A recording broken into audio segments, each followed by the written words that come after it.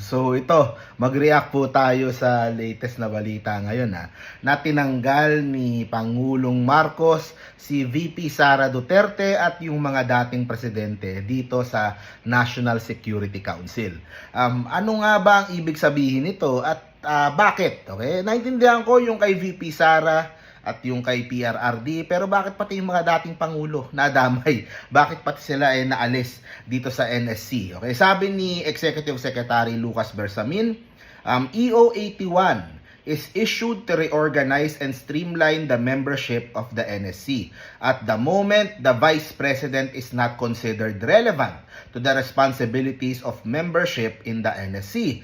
Nonetheless, when the need arises, the EO reserves to the President the power to add members or advisors. Ang ibig sabihin, at any time, gusto niyang magpasok, gusto niyang mag-alis, gusto niyang magsama ganito, prerogative naman ng Pangulo yon. So, naintindihan naman natin yon na talagang choice niyo. Gusto niyang kasama si ganitong President, gusto niyang kasama si ganitong choice yan parate ng executive natin, ng chief executive natin. Pero bakit? Anong rason? Anong rason kung bakit naalis itong si VP Sara? Very obvious naman, di ba? Bukod sa parang gustong putulin ni VP Sara yung ulo ni BBM, this goes to the bottom nung pag-aaway nung dalawang pamilya. Okay? Itong issue na to, at the very core of what is happening in our country, na hindi man ito openly nasasabi, ito yung dahilan ng lahat ng ito. At yan ay ang pakikialam ng mga superpower, pakikialam ng China sa ating bansa to destabilize itong si BBM at nagagamit nga itong mga Duterte. Naramdaman siguro ng Pangulo na they will be compromised kung kasama itong si Sara Duterte diyan sa National Security Council. Ang hirap naman kasi una ayaw sa iyo nung VP mo, galit sa iyo, gusto kang iputulin yung ulo mo. O tapos hindi mo pa alam kung sino ba ang kausap niya, kung sino ba ang sumusuporta sa kanya, sino ba ang naguutos sa kanya. Kasi from the very start, yan naman ang gusto ni VP Sara Duterte. Diba, Department of Defense. Yun talaga ang habol. From the very, very start na naging vice-presidente siya na hindi binigay ni BBM, awa ng Diyos. Hindi niya binigay. At nakita mo naman from the start, walang masabi itong si Sara Duterte pagdating sa issue ng West Philippine Sea. Hindi niya makondem yung actions ng mga Chinese Coast Guard at ng mga pangaharas sa mga fisherman natin. Nakita natin kung gaano siya kalapit dito sa China, kung gaano siya kumbaga parang parang kung sumusunod sa kumpas sumusunod sa kung saan ang direksyon nung sa China para sa Pilipinas, parang doon sila pumupunta at kasama yan ng ibang mga politiko rin. Obvious naman kung sino yung mga politiko na parang mas pumapabor doon sa side ng China at that would explain a lot of the conflicts that is happening in the country right now. With that being said, bakit naman pati yung mga dating pangulo na damay? kung may problema kay Sara, bakit pati yung mga former presidents?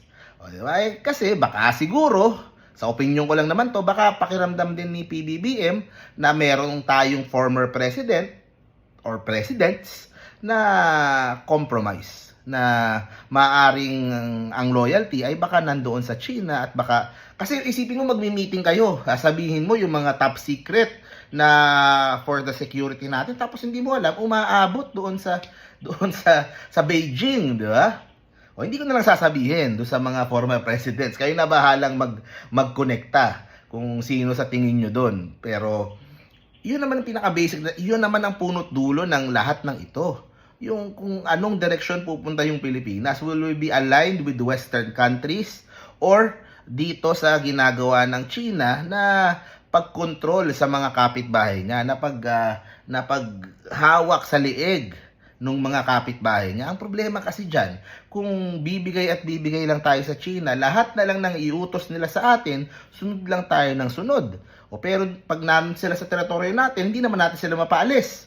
Diba? Hindi naman sila mapakiusapan.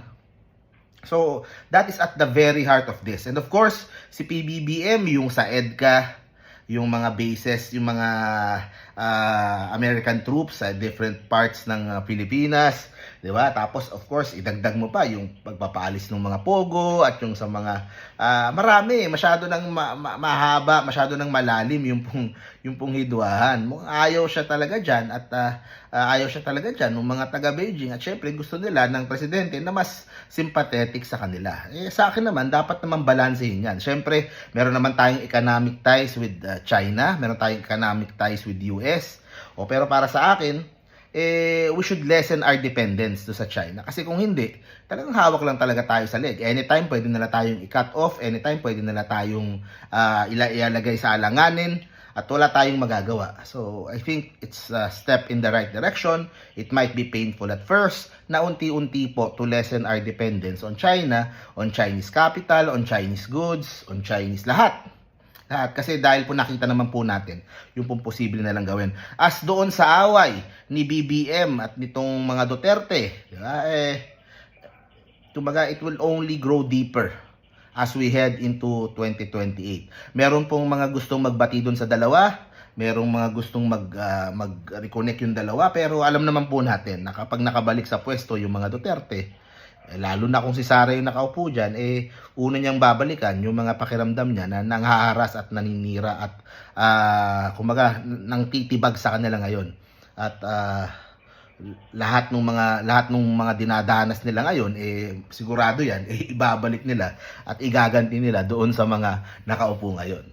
Kaya lalo lang lalalim yung pong hidwaan, lalo lang bibigat yung kaya ang sa akin nga, itong year na to, ito na.